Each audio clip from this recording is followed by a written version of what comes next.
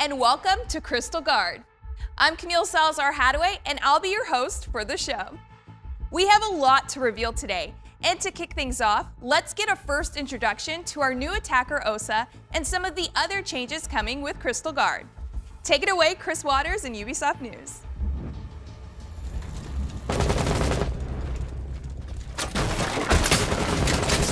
Rainbow Six Siege is introducing some new hardware with the reveal of Crystal Guard, and it's giving the attackers a chance to do some constructive redecorating. A new operator named Osa has designed transparent, bulletproof shields that she can deploy in windows, doors, or the middle of the floor. Can she give her attacker allies the power to reinforce a position and turn the map to their advantage? Or will the defenders see right through her plans? Crystal Guard is also bringing operator balance tweaks to IQ, Fuse, and Twitch, a flashy rework to flashbangs, and map updates to Clubhouse, Coastline, and Bank. Osa joins Team Rainbow as a medium-speed, medium-armor attacker. She can protect herself and her allies with her Talon 8 clear shields. This gadget brings a little bit of defense to the offense, as Osa can set it up to offer bulletproof cover in otherwise exposed positions to help attackers dig in and push on. But as you can clearly see, there are some big differences between the Talon 8 and the Defender's deployable shields. While they're roughly the same size, the Talon 8 is taller and protects Osa's head when she carries it, unlike the deployable shield. Also, it's see-through. You can see your enemies, and they can see you. Usually when this happens in Siege, someone is dead almost immediately, but the Talon 8s can create some pretty intense stare-downs. Osa's shields can establish angles in key doorways, down lengthy hallways, or from the bottom or top of a window, as she can deploy them while on rappel. And if there's a breakable barricade where she wants to deploy it, anyone on the other side is in for a fun surprise. And much like Mira's Black Mirrors, Osa's shields have a pressurized canister that can be punctured to drop the shield entirely. Osa brings a lot of utility to help modify the battlefield to her allies' advantage and set up formidable fortifications to give the defenders a taste of their own medicine. Along with Osa, Crystal Guard is bringing map updates to Clubhouse, Coastline, and Bank, operator balancing tweaks to IQ, Fuse, and Twitch, as well as a few more improvements that the team is very excited to share with you. So, we'll send it back to Camille, and on with the show. Now that you've had a look at Osa in action, I know the wheels are turning because now we have an attacker that's building things up instead of tearing them down. For more on who Osa is and how she's shaking things up, here's game designer Emilian Lomé and writer Simon Ducharme.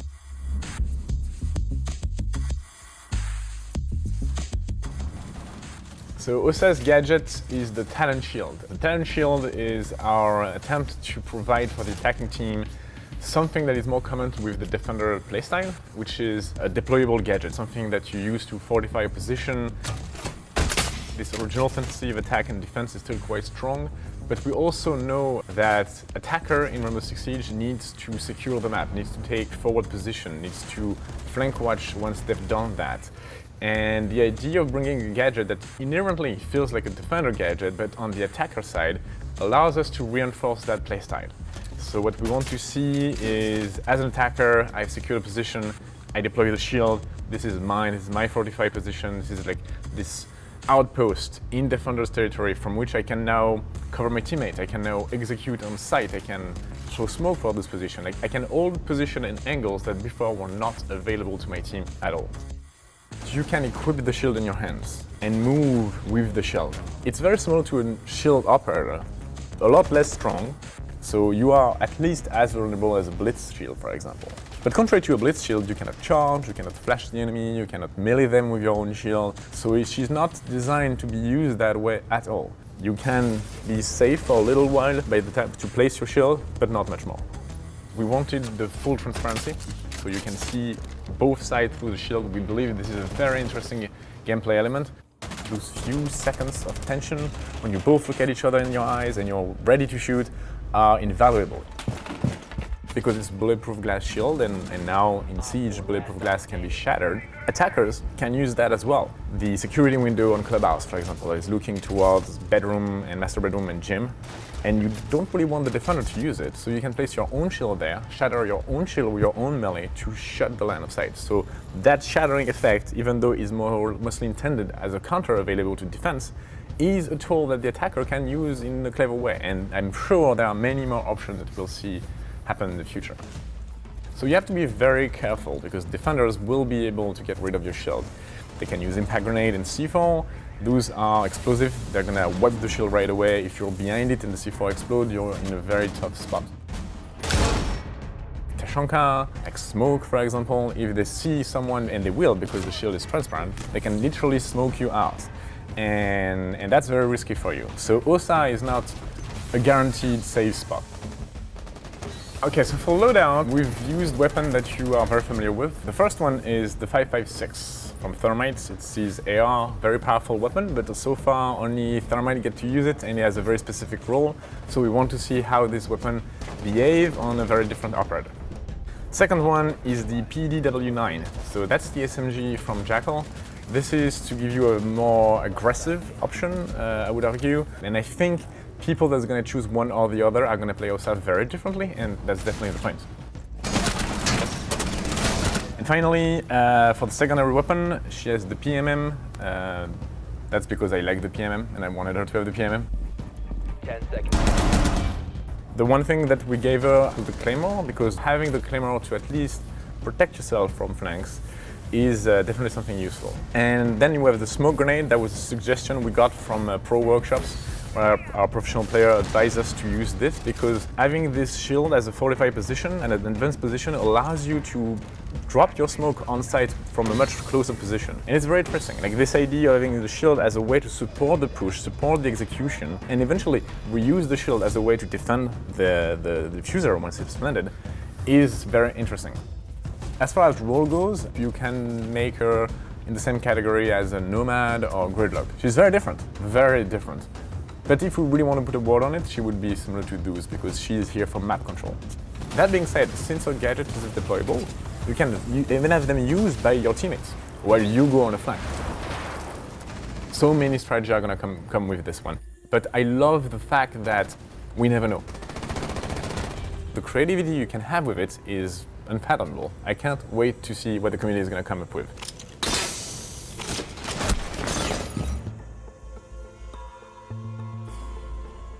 OSA is a character that's been behind the scenes of Rainbow for a while now because Nighthaven has always been known for its top-of-the-line technology. She's actually the one who designs most of it. So she's Nighthaven's tech genius. She founded their R&D department called Quantum Concepts and Robotics, or QCR for short. Kali's Level, Wamai's Magnet, Aruni's Prosthetics. She made those things. OSA's from Croatia. Her name is actually Anja Katarina Jankovic. Her family, the Jankovic, are owners of an international toy store brand. Her aunt is the one that basically raised her and put her through school, showed her how to make toys, and eventually, led her to her passion for making things and engineering. And then another interesting thing is OSA's code name, which is Croatian for wasp. It doesn't really have anything to do with her career or her path or anything that she does. It's a symbolic thing. She chose the name herself because she feels like other people see her as like standoffish and hostile almost, but really she just wants people to know that she's just very protective of her personal life and that if you give her space, she'll give you space as well and she'll respect you. For map reworks, the level design team usually takes a hammer to make big changes to one map. For this season, they're trying something new and breaking out their scalpels for some precise updates to 3 maps. Jeremy Doucette is here to talk about the map buffs to Clubhouse, Coastline, and Bank.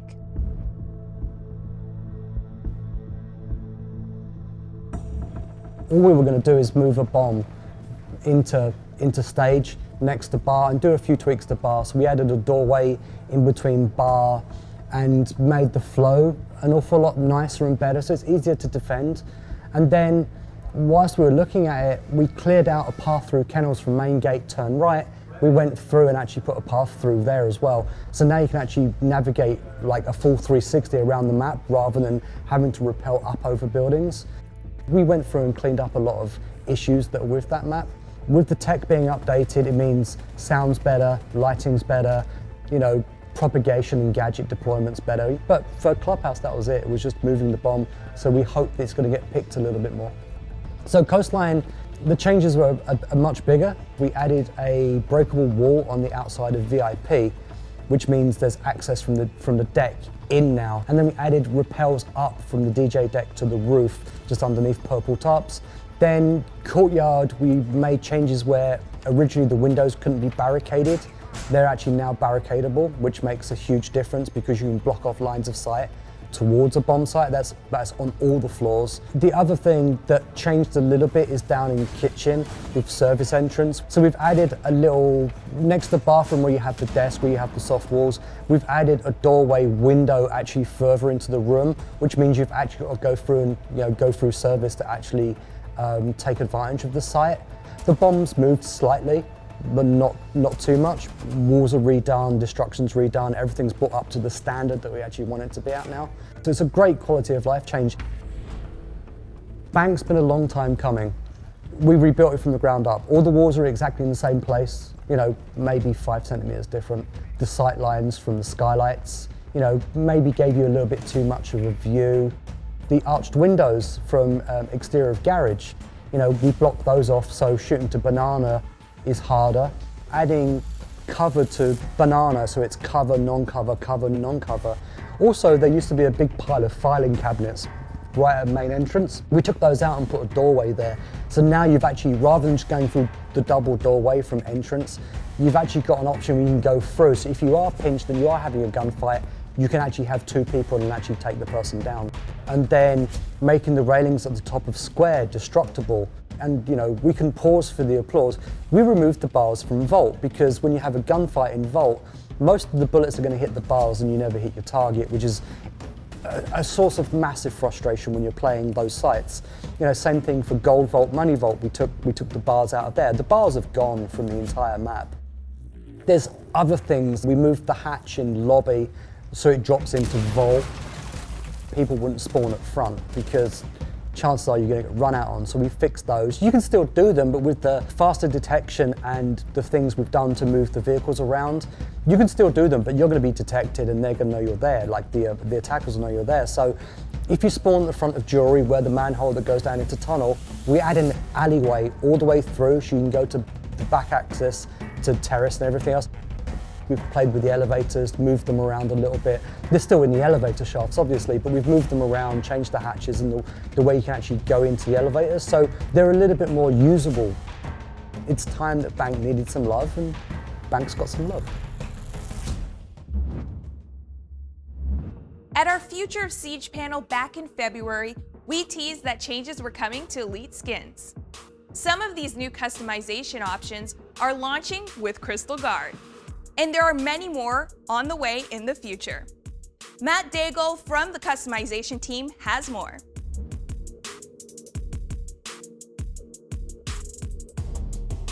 So currently when you buy an Elite, all of the assets in that Elite bundle are linked together. So you either equip all of it or none of it.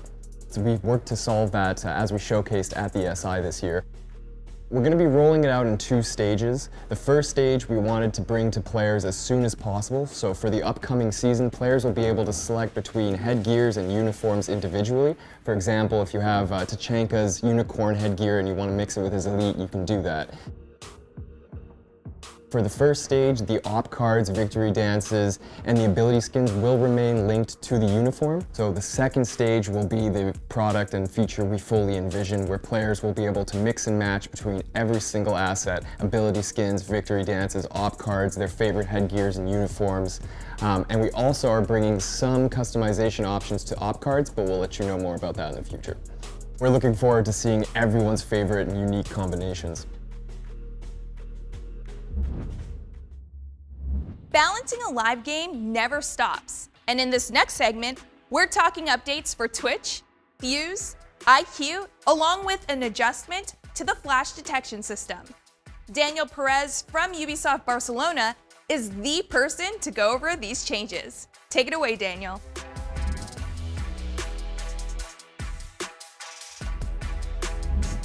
There are a couple of things that we wanted to change for Twitch. Right now, Twitch starts the match during the preparation phase using her own unique drone, unlike most other attackers. Some players may know already, we are planning to allow attackers to switch their selected operator during the preparation phase. So it didn't really make much sense anymore to allow you to start using Twitch's drone, as the change between operators should be seamless. So we wanted her to start the match with a regular drone instead. Given that we were already changing the drone we spawn with, we wanted to also investigate improving the feel of Twitch's drone.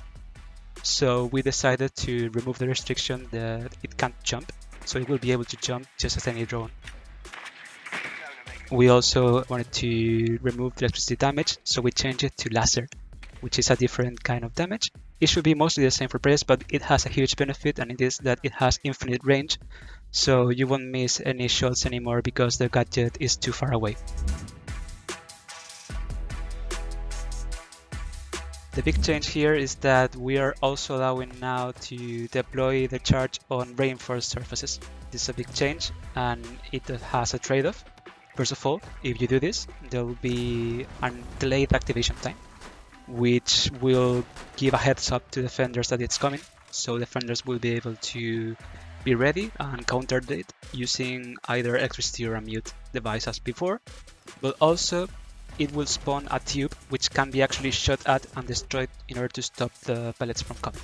Well, this should make life better for Fuse users, definitely. We are hoping to see a little bit of an increase on its presence in the game. For defenders, we don't believe this is going to be too punishing, although we'll be monitoring the change, of course.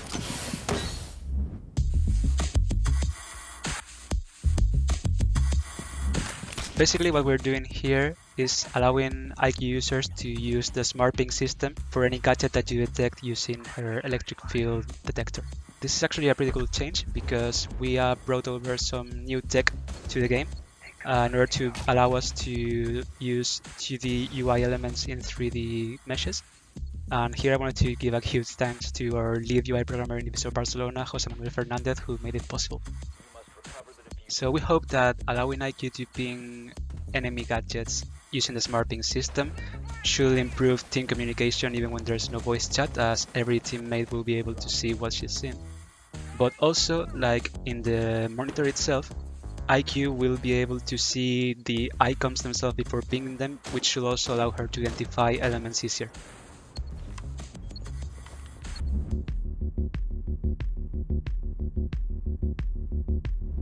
We're aware that a rework for the flash has been a long time coming, because as an attacker you may not feel confident enough to use it to stun an enemy, and we believe that it basically boils down to two reasons.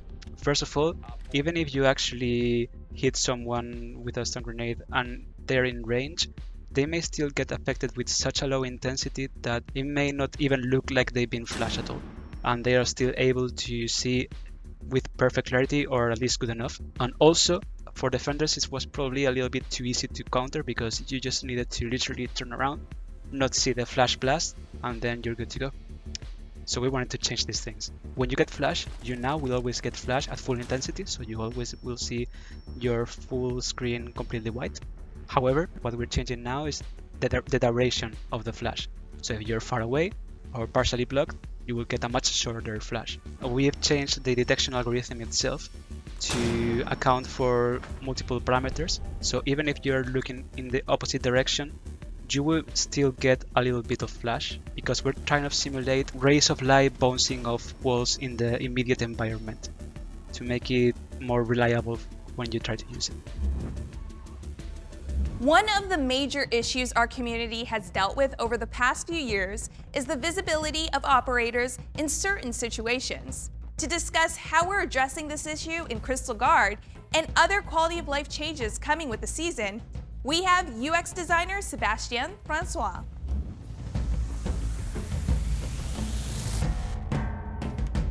So the issue with the current system is that some uniforms on some operators can blend very, very well with the background in some maps, and that makes it very frustrating for players to try and notice them and have a fair gunfight. So to fix the issue, we are adding rim lighting to enemies. So now you will see just a little bit of light on the edge of the operator, and that will make it much easier for you to notice them in the map. So the rim lighting will be applied on all enemies, on any skin, in any map, but you still have the option to turn that off if you prefer the old look. There should be no more frustration when trying to engage in gunfights and where you could barely see your enemy. That shouldn't happen anymore. That's the objective for this change. So of course we'll be listening to feedback, and if we need to tweak that a little bit more, we'll do it, but that's the objective. That's almost it for the show, but we've got a few more things to cover. The conversion of Armor to Health that we debuted on the North Star test server will be going live with Crystal Guard. The team has been working on making the test server experience more lively and rewarding. Our next step towards this goal is running a single dedicated playlist on the TS to group our players together and improve matchmaking. Custom games will, of course, still be available. You could experience this change firsthand on the Crystal Guard test server, which is going live tomorrow, August 17th. Now, it wouldn't be right if we didn't end the show with a bang. We'd like to introduce you to our newest elite skin for Lion, inspired by Resident Evil's own Leon S. Kennedy. And our Year 6 collector's case available now for pre-order.